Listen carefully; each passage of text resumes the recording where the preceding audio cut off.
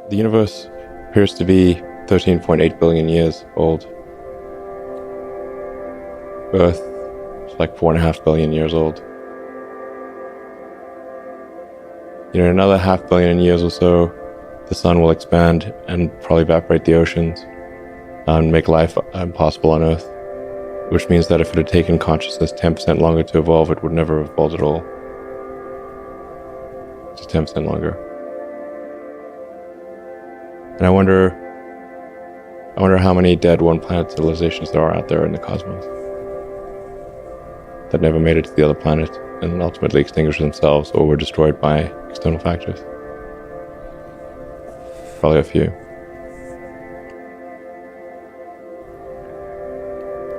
Look again at that dot.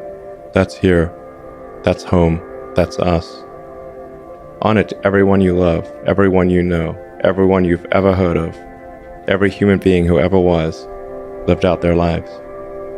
The aggregate of our joy and suffering, thousands of competent religions, ideologies, and economic doctrines, every hunter and forager, every hero and coward, every creator and destroyer of civilization, every king and peasant, every young couple in love, every mother and father, hopeful child, inventor and explorer, every teacher of morals, every corrupt politician, every superstar, every supreme leader, every saint and sinner in the history of our species lived there, on a mote of dust suspended in a sunbeam. Our planet is a lonely speck in the great enveloping cosmic dark. In our obscurity, in all this vastness, there is no hint that help will come from elsewhere to save us from ourselves. The Earth is the only world known so far to harbor life. There is nowhere else, at least in the near future, to which our species could migrate. This is not true. There are really two fundamental paths. History is going to bifurcate along two directions. One path is we stay on Earth forever, and then there will be some eventual extinction event. I don't have an immediate doomsday prophecy, but it's eventually, history suggests there will be some doomsday event. The alternative is to become a spacefaring civilization and a multi-planet species, which I hope you would agree that is the right way to go.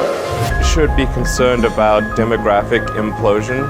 So if you look at countries like Japan, most of Europe, China, and you look at the birth rate in a lot of those places is only at about half of the sustaining rate. When you have an inverted demographic pyramid, so if you look at the pyramid and you've got age striation, 60-year-olds, 50-year-olds, 40-year-olds, 20-year-olds, like sort of a demographic pyramid. Right.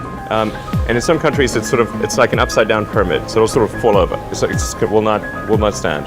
What we'll actually have in those countries is a very high dependency ratio, where the number of people who are retired is very high relative to the number of people who are net producers. And so you cannot, the social safety net will not hold. We didn't evolve for this because we sort of evolved to just always procreate, and there wasn't birth control or anything. Right. Just like have lots of babies. It's like pop the course and like hopefully some of them would survive. That was like all of human history until very recently.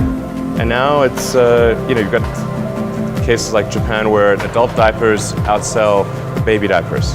Europe's in a similar situation. China's headed the same way because they've had the one-child policy, and then even though they've relieved the one-child policy, the social norm has become to have an average of one kid. So even when they relieved that requirement, it didn't change. You can imagine, like people sometimes say, well, what about immigration? It's like, okay, look, there's 1.5 billion people in China. Where is China going to get 700 million new people? Okay, that's like 3 Indonesias. It's like, it doesn't work. And the full gravity of this is not well understood, but will become a severe issue in the next few decades. So civilization here on Earth could end with a bang or a whimper. But it could also be like a whole series of things. Like what killed the dinosaurs? Well, It wasn't just one thing, Right. There was like a whole bunch of things happened in a row. They could have taken any one of those things. They had like 3 things happen, and no dinosaurs. If the species is going to survive, we kind of have to escape. It's mostly about the species. I mean, there have been some real doozies of massive meteors and super volcanoes, and the continents have moved all over the place, and Earth's been a snowball and super hot. If you read like the geological history of Earth, it's like very long and complicated.